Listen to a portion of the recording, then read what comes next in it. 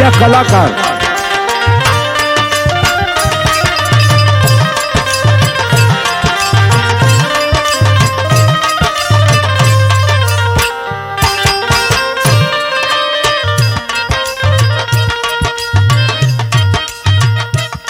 ए भैया, एक निर्गुण गीत आप लोग के सुनाओ थे, सब गीतों से अलग हो। ये समाज से हर लाइन में सवाल पूछल हो और आप लोग ही कहवा कि दुर्जन कौने धुन में तोहार निर्गुण गीत हो। तनी एक लाइन गीत का अंदाज सुना लगल रही। डहरिया बतौले जा, डहरिया बतौले जा, गुरु हमार भूलली डहरिया बतौले।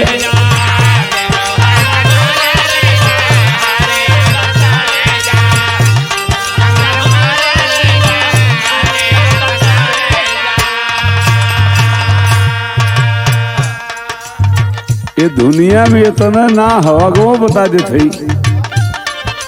जंगल में एक झौआ देखल, पक्षिन में एक कौआ।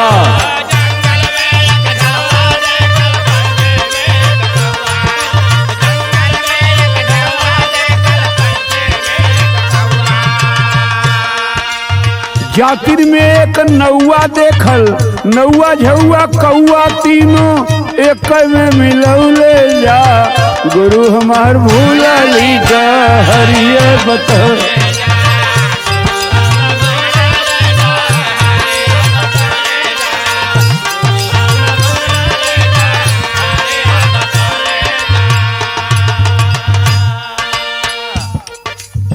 आ जाए मेन विषय पर। कौनो भी आदमी का मौत काफी समय गुजार के होला। दुनिया में वो मौत खुशहाली का मौत मानल जाले और दरवाजे पर संगी साथी बहुत सारा कफन उड़ावलन।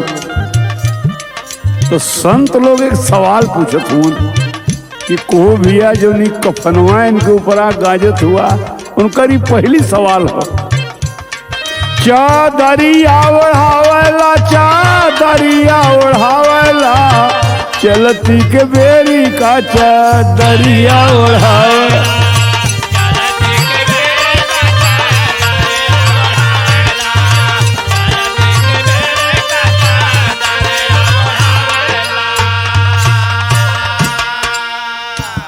का चदरा ओढ़ावत हुआ, जब जियत रहन तो का कैला, जियता जिंदगी या ना मिलल बसाना वहाँ।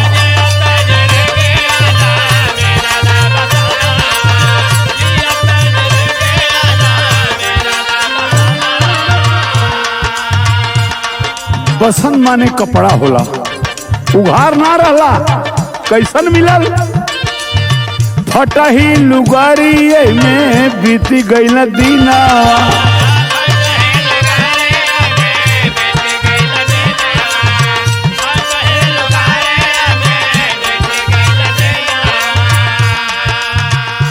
एक बात और देखले होबा, मुर्दा उठेला, लोग पिछवा से बाजा बजवावलन।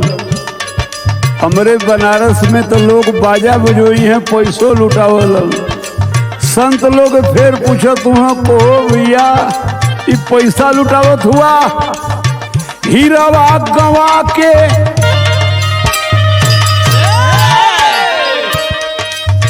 जोनी बोलत हुई हीरा हो, तू पैसा लुटावत हुआ। तो पूछत हुआ हीरावा गवा के काहे सोनवा लुटावला, चलती के बेरी का चादरिया ओढ़ा।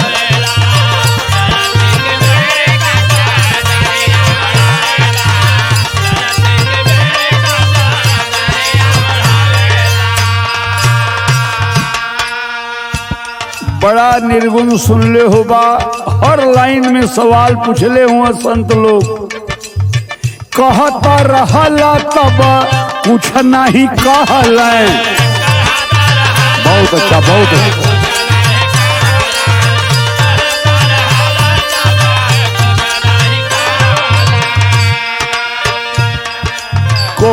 एकर मतलब समझला है? कहत रहल तो कुछ न कहलन, यही आई बोलत रहल राम का नौवे न ले। कहता रहल तब कुछ नहीं कहल, चैतन्य हो के अचेत बन रहल।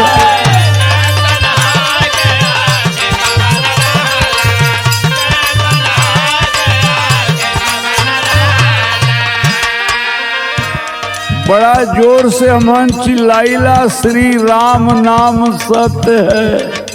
तो संत लोग पूछत हुवन, अरे ई खाली हो पिजरवा? अपने में सुनही वाला ना हो, चाहे राम का सत करा चाहे रावण का। खाली हो पिजरवा काहे राम धुन गावला, चलती के बेड़ी का चादरिया ओढ़ावला।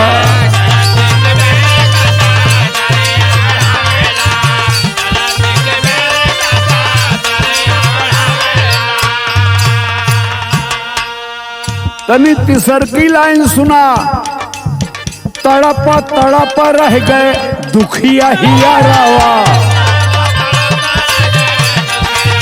एकदम सही है।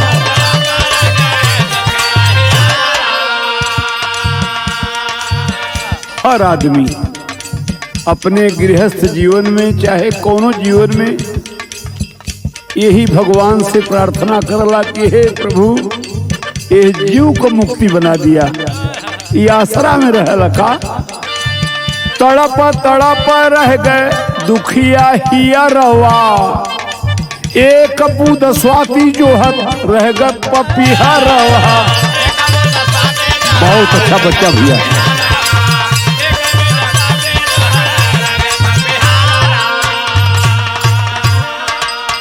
अच्छा भैया, हम बहुत विद्वान ना है। कृष्ण भगवान गीता के उपदेश में लिखले हो कि जीव कभी मरता नहीं है। ये शरीर के छोड़ के दूसरी शरीर में प्रवेश कर जाला।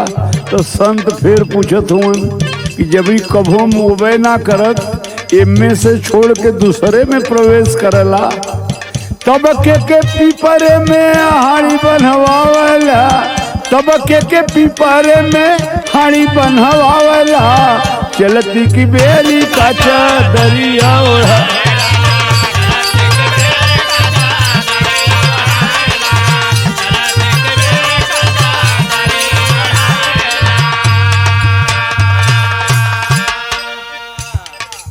के बनवावेला, ई जोन निकल गयल हो एके बनवावेला, ई जोने में परनवा हल गयल हो ओके बनवावेला।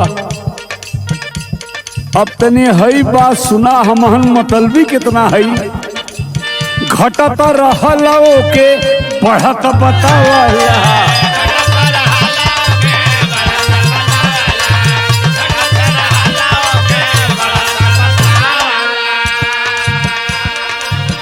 एकर मतलब लोगन बुझला, धरती पर जे भी जन्म ले ले हो ओकर मौत निश्चित हो। तो दुर्जनी कहबा कि हमार बड़का लड़कवा बढ़त हो 35 साल का, ई तो अपन स्वार्थ में बतियावत हुआ, ओकर तो 35 साल और आए गए। तो इस स्वार्थ में कहल जाला कि बढ़त हो। घटत रहल ओके बढ़त बतावला, अंगुरी पर गन गन मौज उड़ा।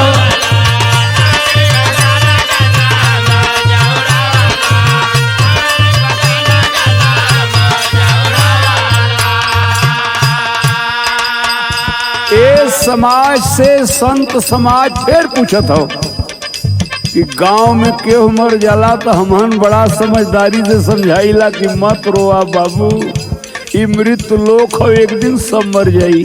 बढ़िया समझावेला। जब तोहरे घरवा क्यों मर जाला तब काहे मुँहले पे हंसिया बहावेला, तब काहे मुँहले पे हंसिया बहावेला, चलती की बेरी का चादरिया ओढ़ा।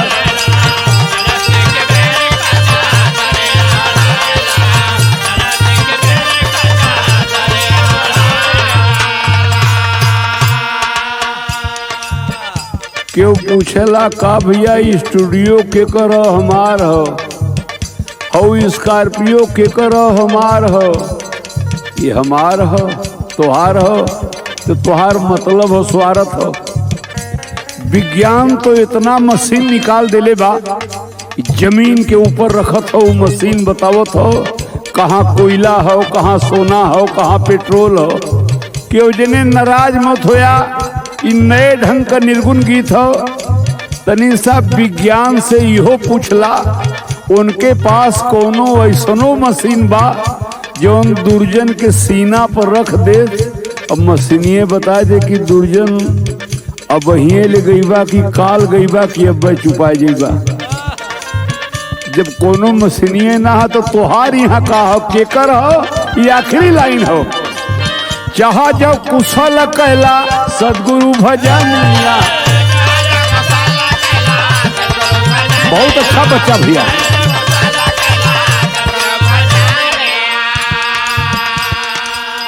सदगुरु नाम वही भगवान का हो, ई मत बतावा कि हमार हो, कि कुल तुहार ना हो। तन मन धन कुल उनके सरनिया।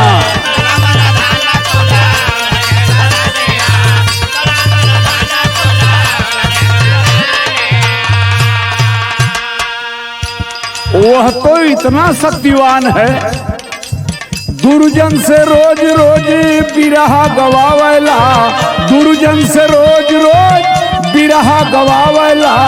चलती के बेरी का दरिया ओढ़ा।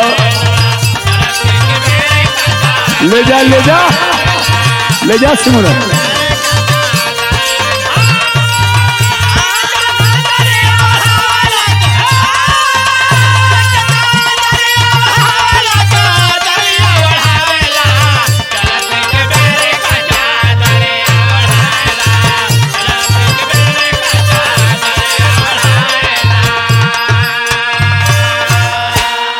प्रेम से बोला सदगुरु भगवान की।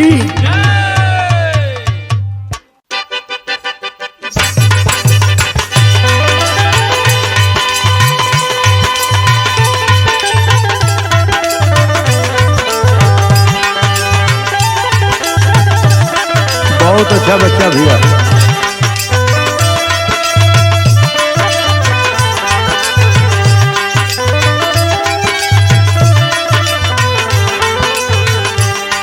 पूजा करूँगी तेरी, पूजा करूँगी तेरी।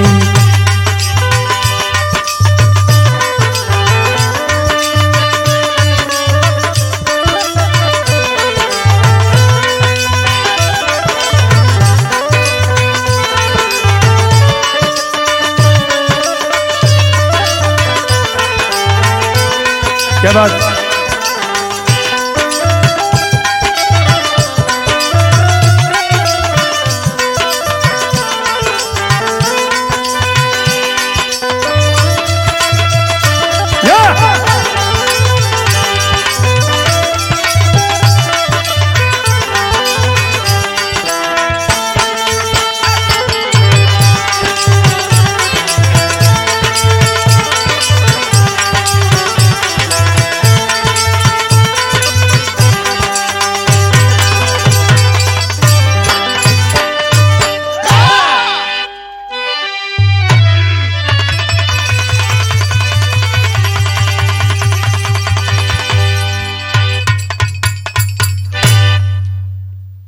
भगवान स्वरूप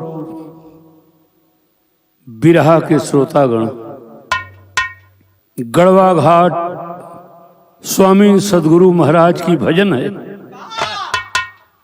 हम उनके चरणों में समर्पित हैं। हमारे जितने गुरु भाई हैं इस भजन को जरूर सुनेंगे। यह दुर्जन यादव की अपील है, सिफारिश है। रामकरण भैया पर्दा पूरा बढ़ी।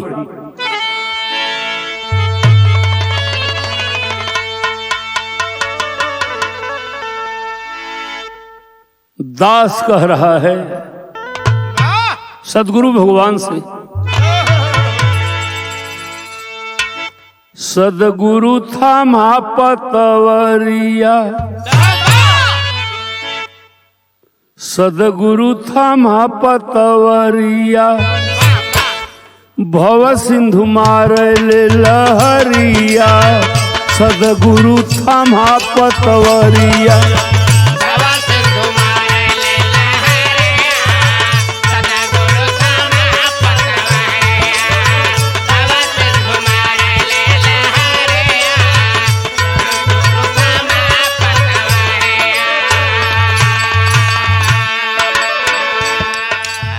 इस संसार के माया में हमन बजल है सरकार।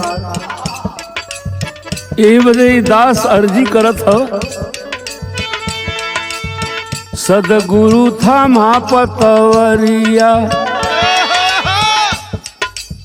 सदगुरु थामा पतवरिया, भव सिंधु मारले लहरिया। सदगुरु थामा पतवरिया,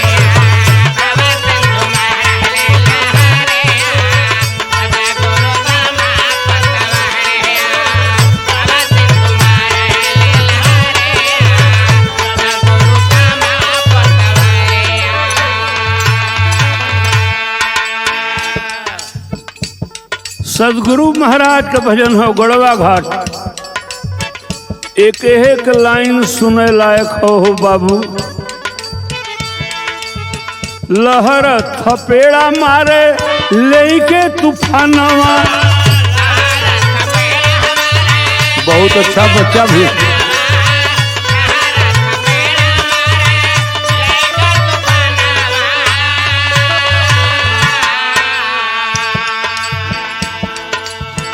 हिल जाले नैया,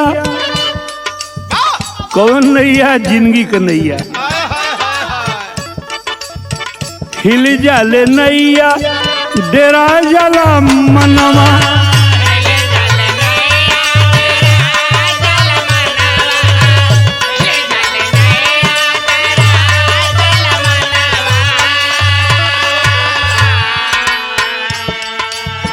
सदगुरु थामा पतवरिया, सदगुरु थामा पतवरिया, खतरा में पड़ल नवरिया। सदगुरु थामा पतवरिया,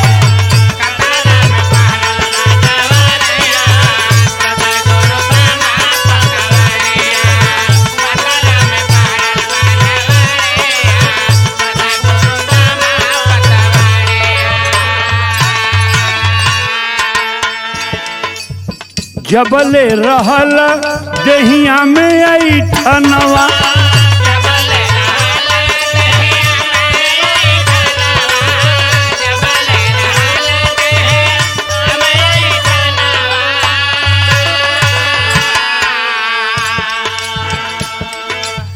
कबहू न आयल सदा गुरु का धियनवा।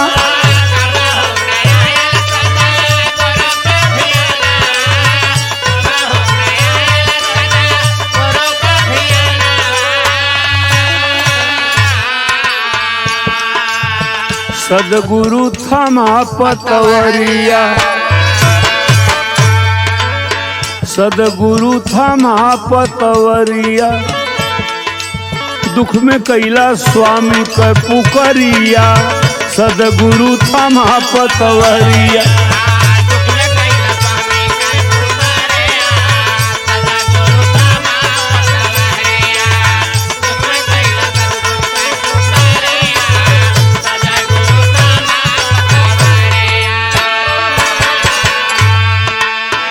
ऐली बुढ़ाई देह जर जर भैली।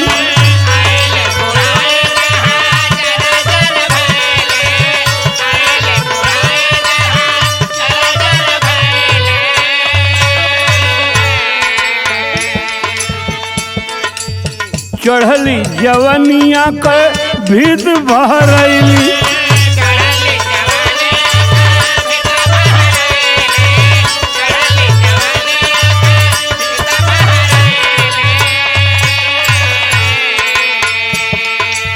सदगुरु थामा पतवरिया, सदगुरु थामा पतवरिया, हो गईल दुश्मन उमरिया, सदगुरु थामा पतवरिया।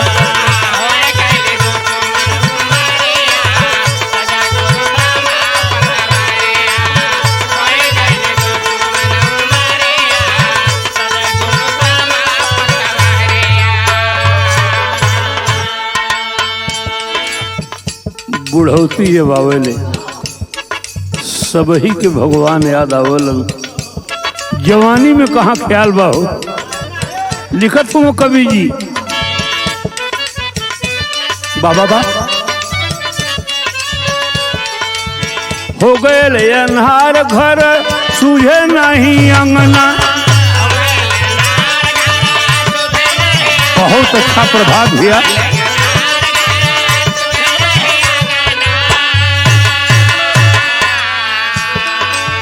तेलवा ओराइल बुझाए गए दियना,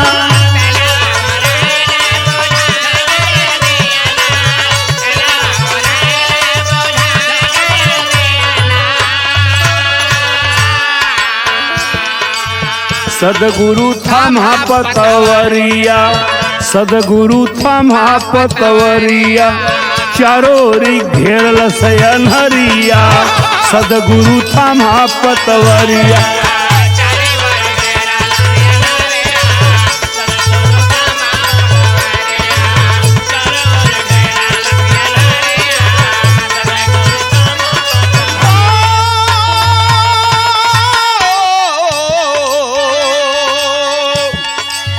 सदगुरु थामा पतवरिया, जिया कलाकार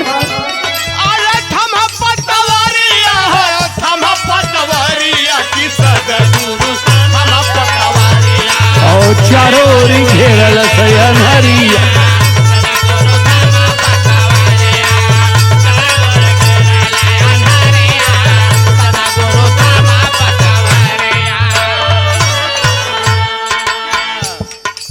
यहाँ से वहाँ का जुटल,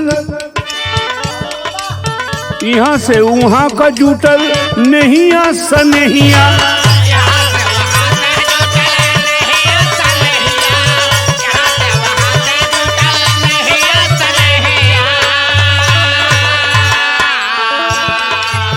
स्वार्थी सुगनवा बिसार गयल देहिया,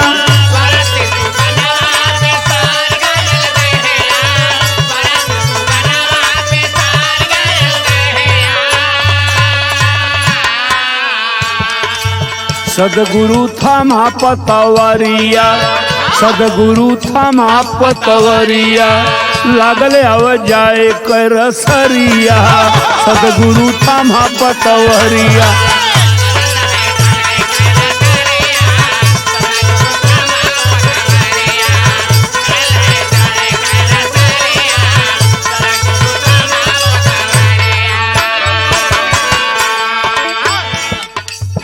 गुरुवर बिहारी पत्तू दुनिया का मेला, गुरुवर बिहारी पत्तू दुनिया का मेला, गुरुवर बिहारी पत्तू दुनिया का मेला।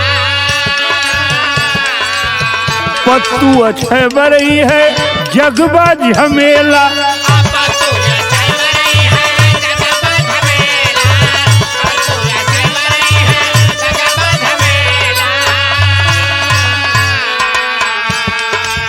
सदगुरु थामा पतवरिया, सदगुरु थामा पतवरिया, दुर्जन जो है सदगुरु पयरिया, सदगुरु थामा पतवरिया।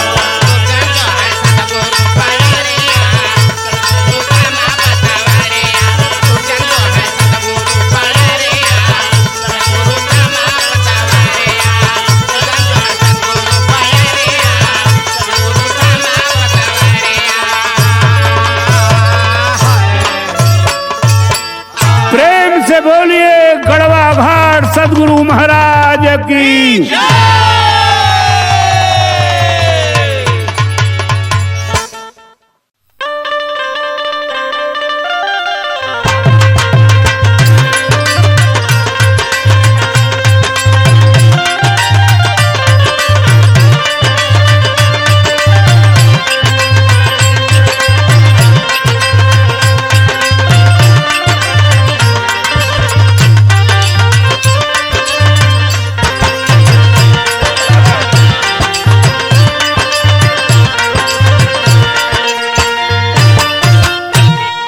ए भैया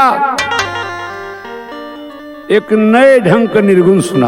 वाह ये तो सत्य हो कि जे भी धरती पर आयल बा सबकर मरना तय बाहर कभी लोग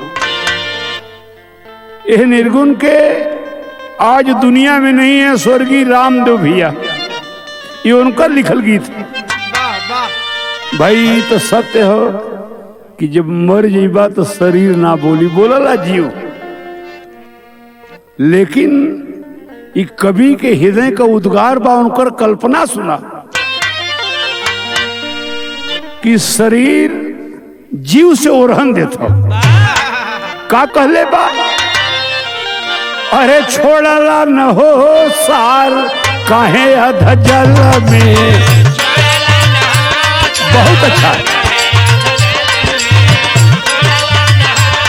बाबा बा आप काहे अध जल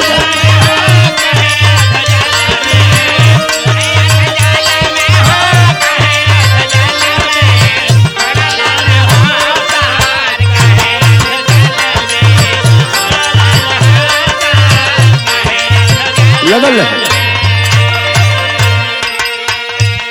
को भैया निर्गुणवा में सार का मतलब सार बहनोई ना न समझत हुआ। सार का मतलब तत्व होला जो नहीं बोलत हो यह सार हो, जो बोल रहा हो यही सार हो। तो इस शरीर ओरहन देता हो का कहत हो। जहां जहां कहला तू उहाँ उहाँ गईली,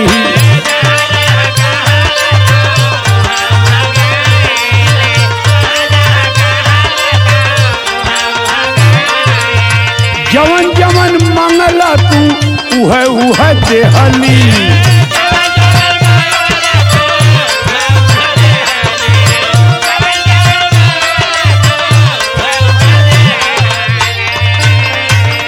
कब जब तू बोलत रहला अब यह हो रहा ना। फिर भी प्रीतिया के तोड़ला न हो सार काहे अध जल में छोड़ला न हो।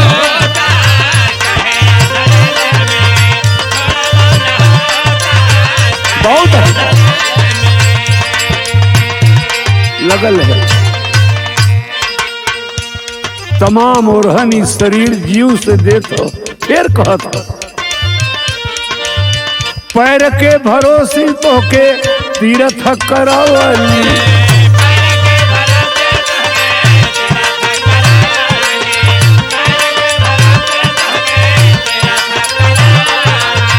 आँख के भरोसे मूर्ति दर्शन करवली।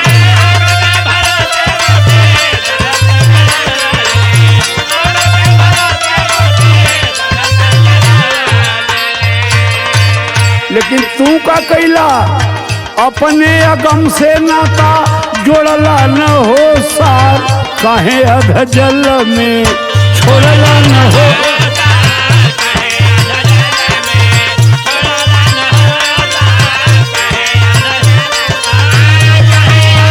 बहुत अच्छा सही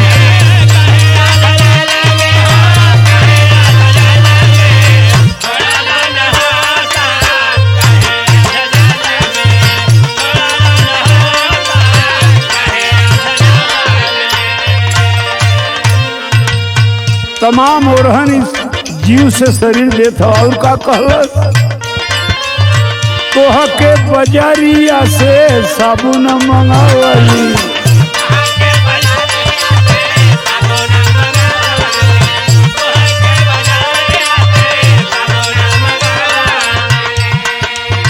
जाना रिश्तेदार तोहरा के नहवावली।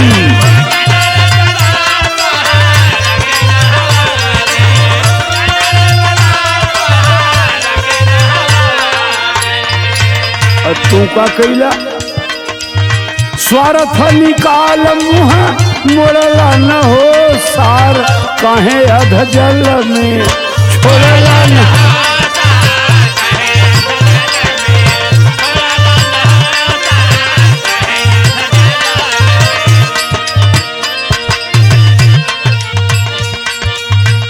चौथा ओरहन का हो सोचत रहली कबहू ना छोड़ के परई ब्या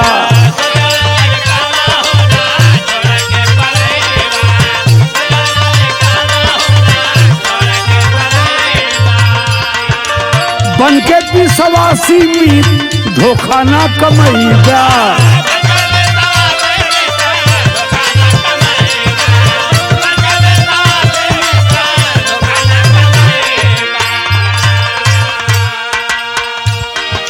सारा अरमान तो तूफानी कर देला आशा के घड़ी लावा के फोड़ला न हो सार कहे अध जल में छोड़ला न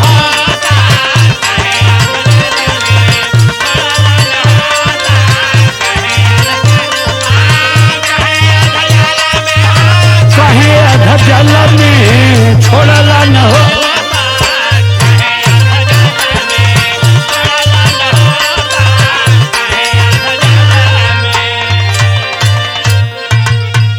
तनको दर्द तोरे ना आई जब तू बोलत रहला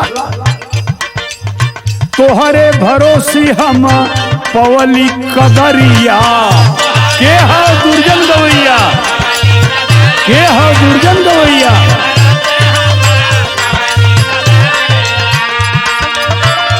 आज जब चल गईला निकल गईला सब ही के धैल से अब छूत का बीमारिया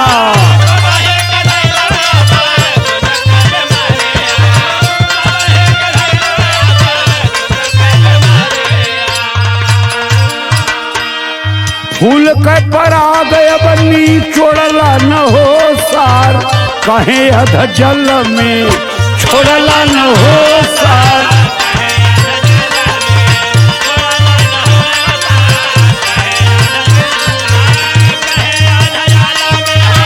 कहे अध जल में छोड़ला न सही हो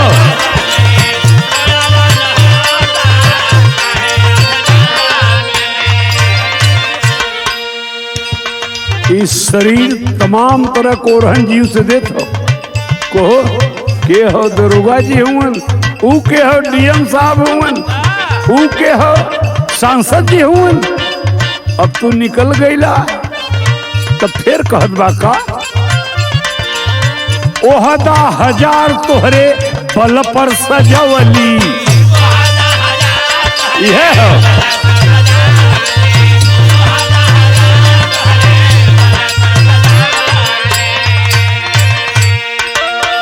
जब निकल गईला तो दुनिया का कहता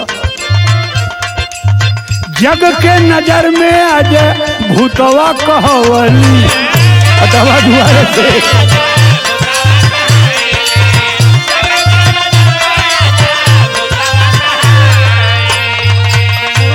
मुर्गा जल्दी हटाया जाए दरवाजे पे नहीं रखा जाता तोहरे निकलने पर ही हालत हमारा बाबा ओहदा हजार तोहरे बल पर सजवली बहुत अच्छा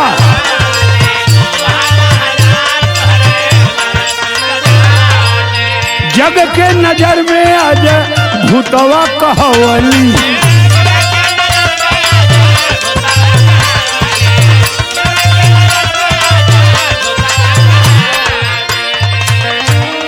लोग कहलन भैया मुर्दा जाता तनी सब बगल हो जाया सब ही कजिया डेरा वाला न हो अरे सब ही कजिया डेरा वाला न हो सार कहे अध जल में छोड़ला न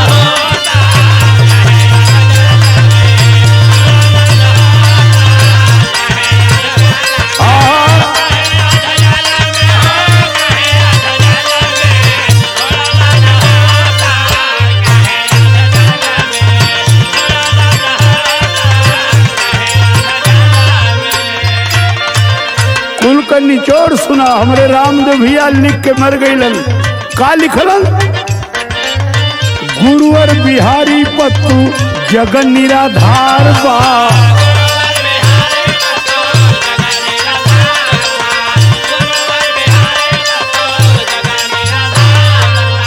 केहू का भरोसा कयल अछबर बेकार बा।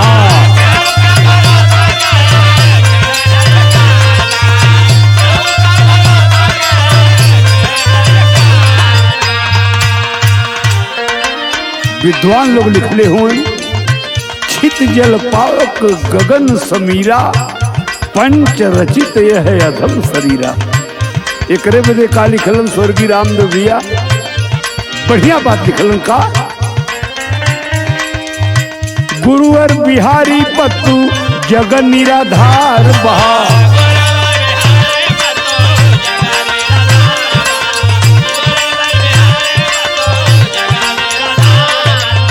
केहू का भरोसा कयल अछबर बेकार बा।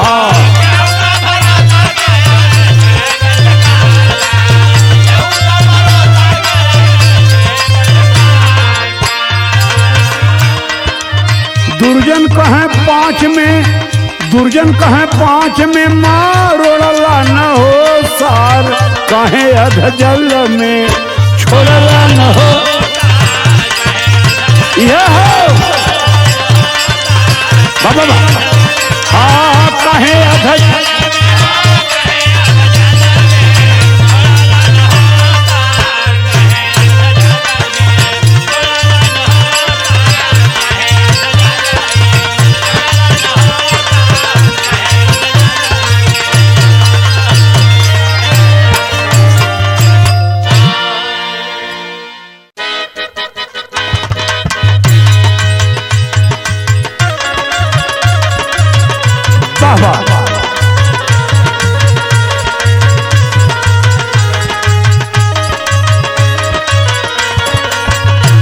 बहुत अच्छा बारे। जय हिंद बाबू। कभी श्याम बन के चले आना प्रभु जी चले आना।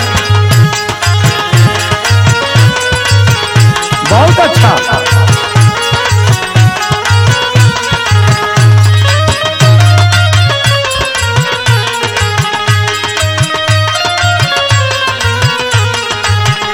धनुष हाथ लेके सिया साथ लेके चले आना प्रभु जी चले आना।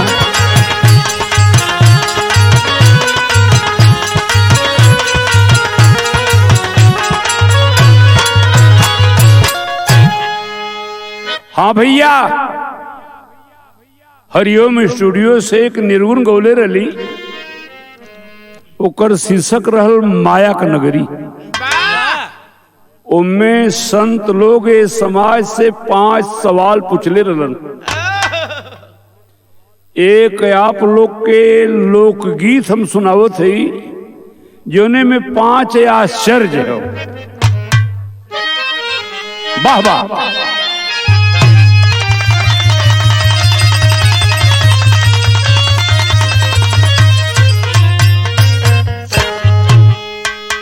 निगाहें खोल कर अब देख लो तू देखने वालों, हकीकत है कोई झूठी तो कोई सच भी पाएंगे। वाह।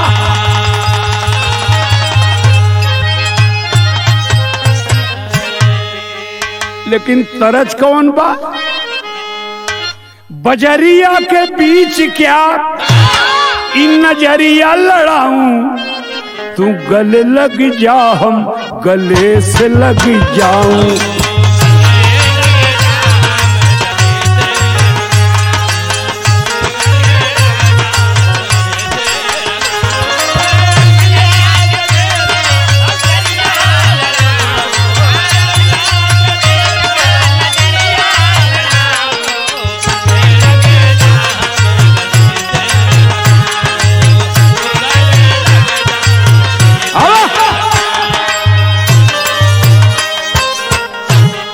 ये तो तरज है, लेकिन हे भैया दुनिया में ऐसे कुछ मिलते तराना, सच मानू इसको या झूठा फसाना।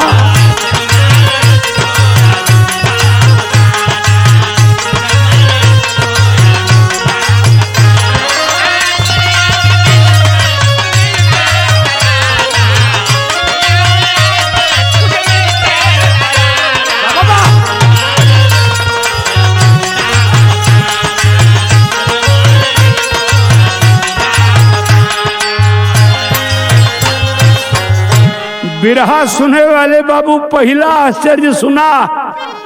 लोग कहते हैं कि कड़कड़ में है भगवान बसा। क्या बात, हम में तुम में खड़ब खम्ब में। लोग कहते हैं कि कड़कड़ में है भगवान बसा, चांद तारों में बसा, फूल के दरमियान बसा। को भैया हर कणकण में भगवान हुए, धरती आसमान में भगवान हुए, चांद तारा में भगवान हुए। वाह वाह, क्या आश्चर्य है। लोग कहते हैं कि कणकण में है भगवान बसा, चांद तारों में बसा, फूल के दरमियान बसा। आय हाय, तब आश्चर्य का हो। वही फूल एक दिन भगवान के सिरहान चढ़ा, वही गुल एक दिन भगवान के सिरहान चढ़ा। तो इसका मतलब कि भगवान पर भगवान चढ़ा।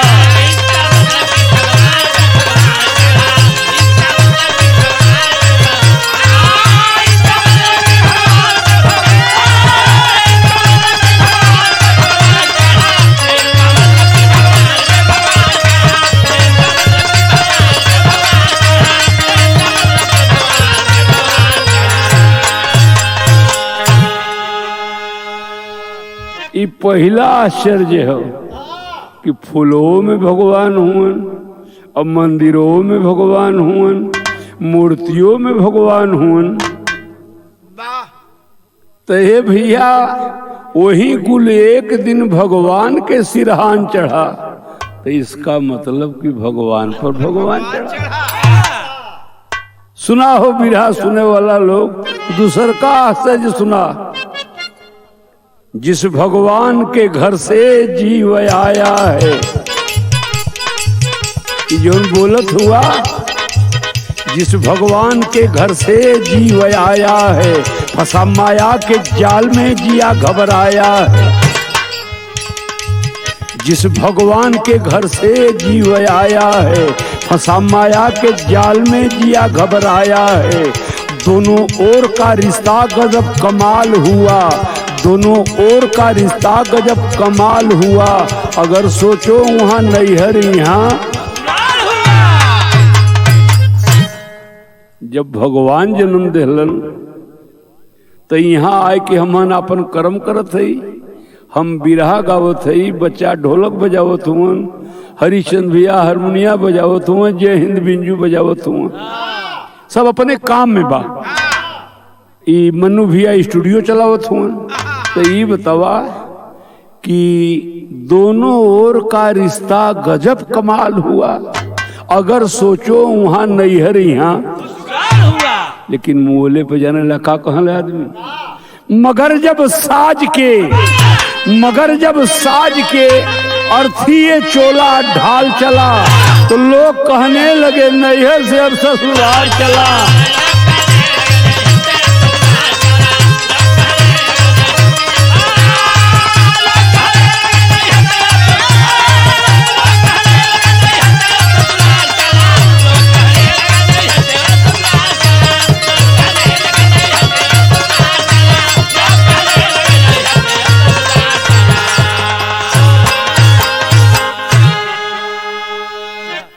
बिरहा विद्वान लोग भी सुनलन भाई, पढ़ल लिखल लोग सुनलन। बड़ी विडम्बना है। मुहले पर लोग कहना कि ससुरे जात हुअन, मगर जब साज के अर्थी ये चोला ढाल चला, तो लोग कहने लगे नैहर से अब ससुराल चला। यो आश्चर्य है भाई। तनी तीसर का सुना। शहर काशी में हरिश्चंद्र जब अनारी थे, शहर काशी में हरिश्चंद्र जब अनारी थे, मसान घाट पर कर मांगते भिखारी थे। रुका भैया, बनारस में सबके मालूम कि राजा हरिश्चंद्र सत्य के कारण काशी नगरी में डोम के हाथे बिकैलन। तो अच्छा, तो एक बात तयाउर हुई, वेदों में लिखल बा कि हरिश्चंद्र राजा के कई पीढ़ी के बाद तब भगीरथ अलन। जब भगीरथ अलन तो धरती पर गंगा जी ले अलन। तो सुना तनी, शहर काशी में हरिश्चंद्र जब अनारी थे, मसान घाट पर कर मांगते भिखारी थे। नई सुरसरी वहां, कहा बनारस में, नई सुरसरी वहां बहती नहीं यमुना माता। मसान घाट था कैसे समझ में ना आता।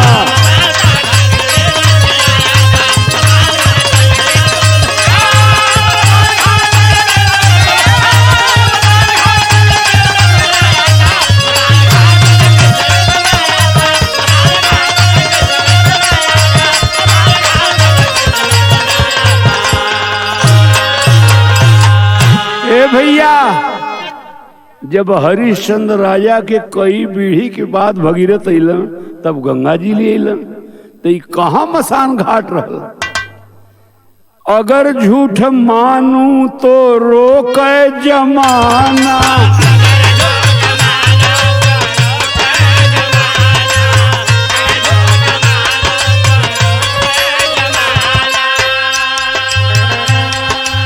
सच कैसे मानू ना मिलता तराना।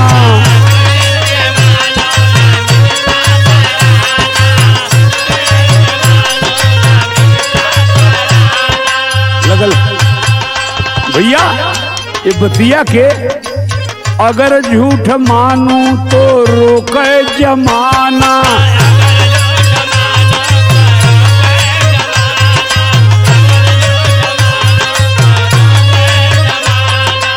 सच कैसे मानू ना मिलता तराना।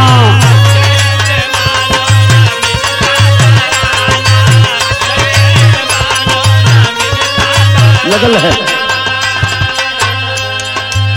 दुविधा में दिल, बुझा लोगन, दुविधा में दिल भटकता रोजाना। हाय हाय दुविधा में दिल भटकता रोजाना।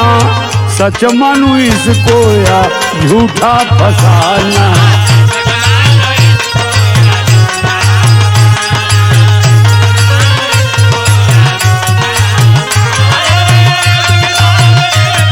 भटकता रोजाना, दुविधा में दिल भटकता रोजाना।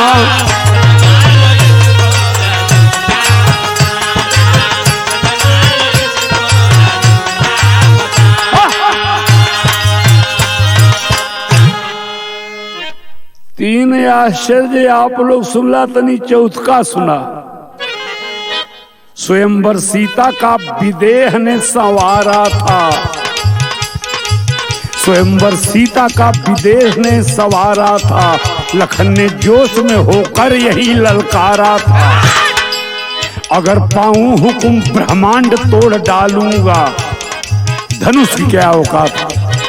लक्ष्मण जी कहलन अगर प्रभु का आदेश हो जाए, अगर पाऊं हुकुम ब्रह्मांड तोड़ डालूंगा। पटक कर धरती पर आकाश फोड़ डालूंगा।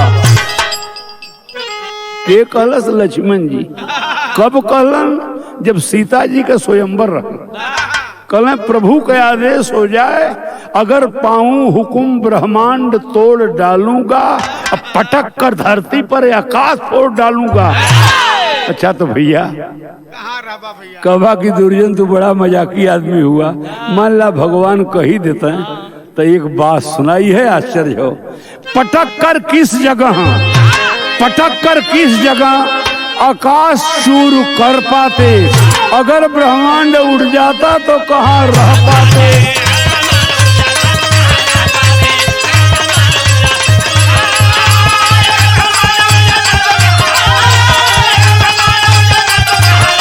बहुत अच्छा।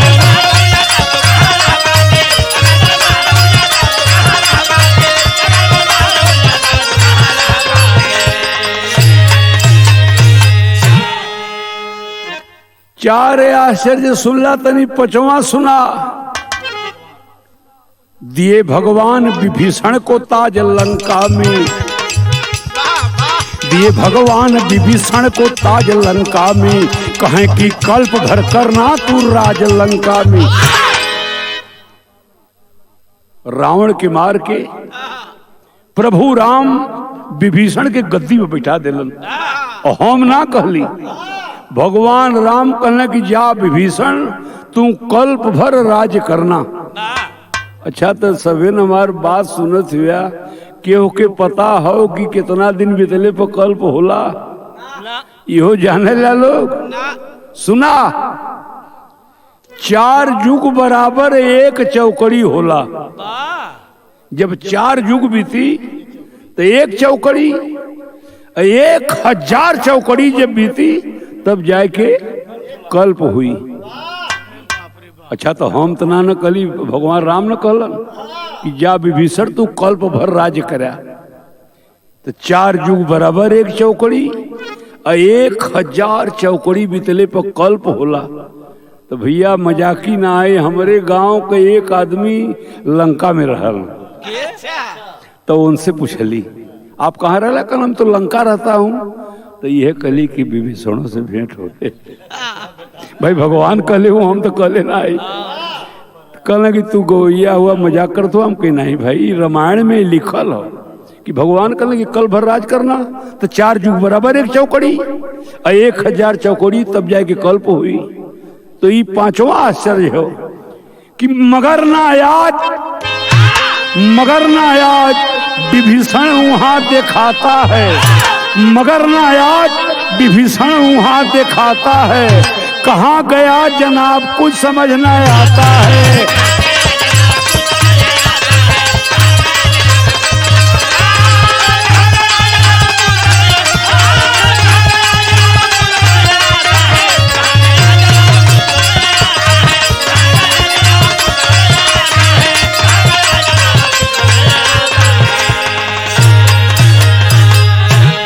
यह हमारा 5 आश्चर्य रहा। अगर अच्छा लगेगा इस दास को जरूर आशीर्वाद दीजिएगा। हाथ जोड़कर प्रार्थना करता हूँ बिरहा सुनने वाले भाइयों से। अरे गुरुवर बिहारी का लहजा पुराना,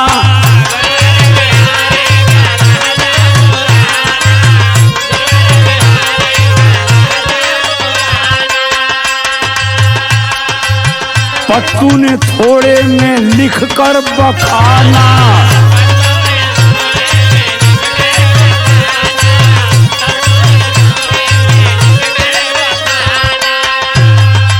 परसिधन दिले भटकता रोजाना। सच मानू इसको या झूठा फसाल।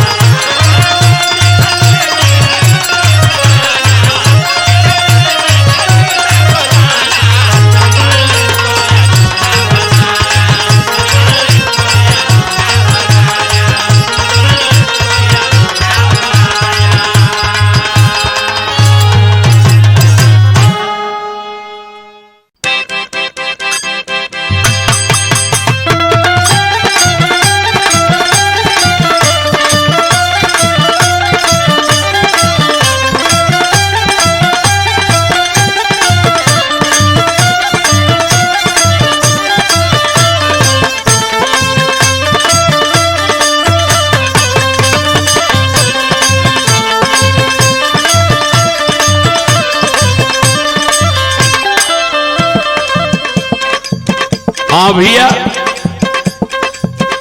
KPL studio Sarnath संदहा Varanasi. साथी कवि प्यारे लाल जी के स्टूडियो से एक निर्गुण गीत सुनाने जा रहा हूँ। कुछ पुरानी बात याद आ गई।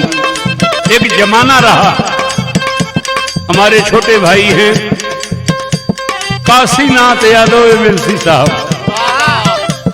आज तो विरह का दौर थोड़ा बदला है जरूर, एक गाने का पैटर्न चलता है। एमएलसी साहब कभी गाते रहे, जिन्हें करे तना गुमान हो माटी कहे मूरत।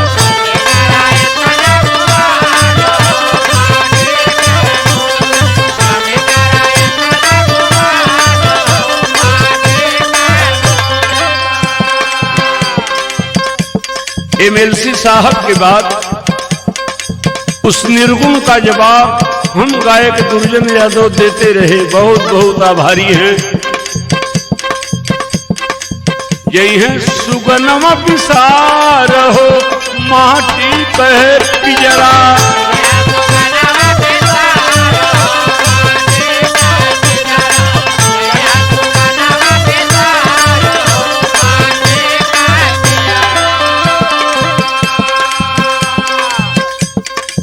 नव महीना उदर में रहला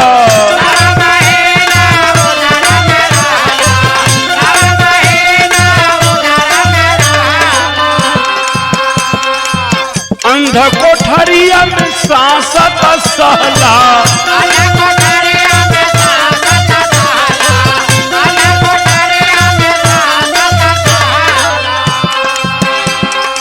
दसवें में भैलव जियार हो माटी के पिजरा।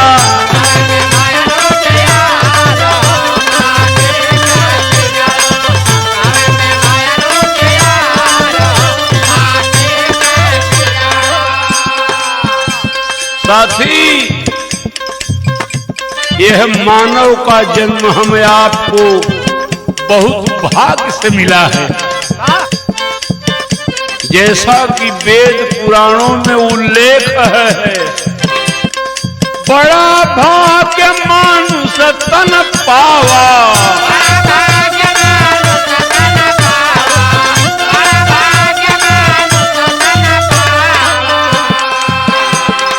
सुर दुर्लभ सब ग्रंथ ही गावा।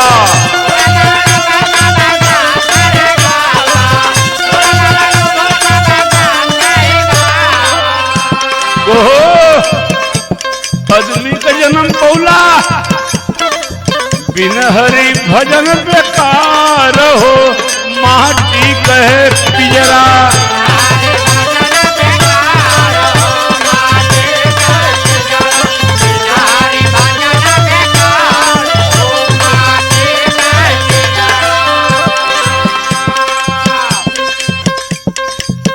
जन्म लेके इस संसार में आके भजन ना कैला, मानव को जन्म वृथा। लेकिन एक चेतावनी है, एकरे बदे जीव बदे, आप बदे, हमरे बदे। ए पांचों से जान छोड़ाला,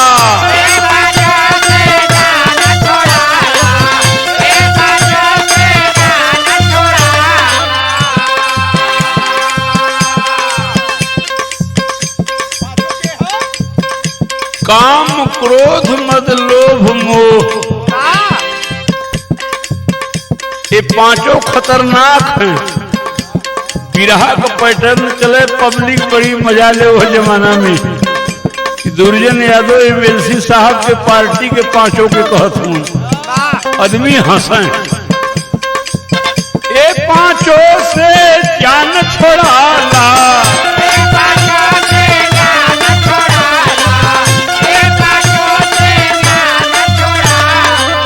और 84 के फंद हटाला।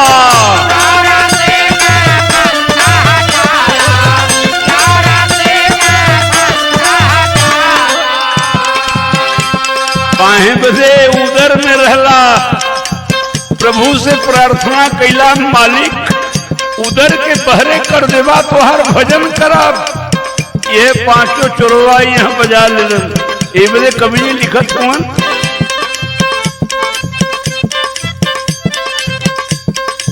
पूरा होई कौल करार हो माटी कहे पिजरा।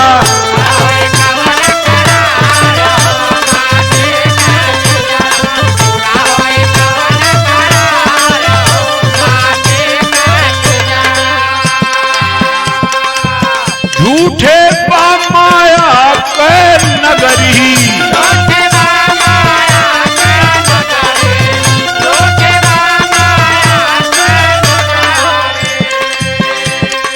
तामे जिंदगी काची गगरी,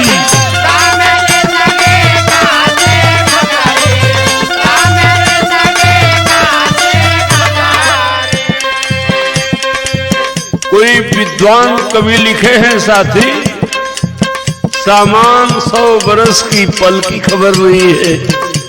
दुर्जन तुझे भी नहीं मालूम है कि अगला मिनट तू गाएगा कि बंद हो जाएगा, चुप हो जाएगा। तो यही बदे कवि जी लिखत हूं कि जिंदगी माटी की गगरी, झूठे पामाया पे नगरी।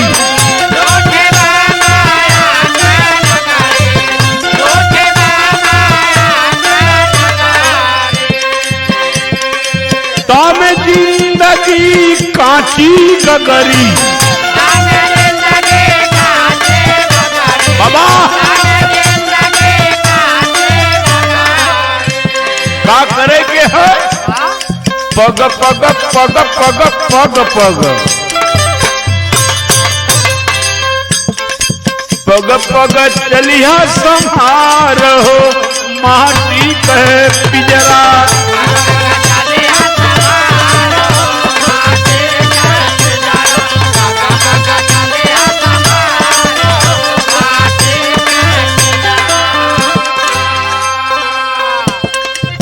गुरु बिहारी पत्तू ज्ञानी,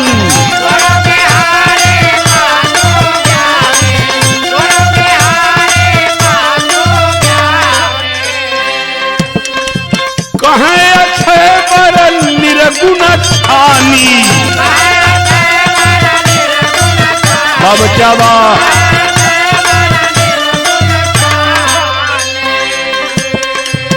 दुर्जन जोहरदार हो, माटी पे पिजरा।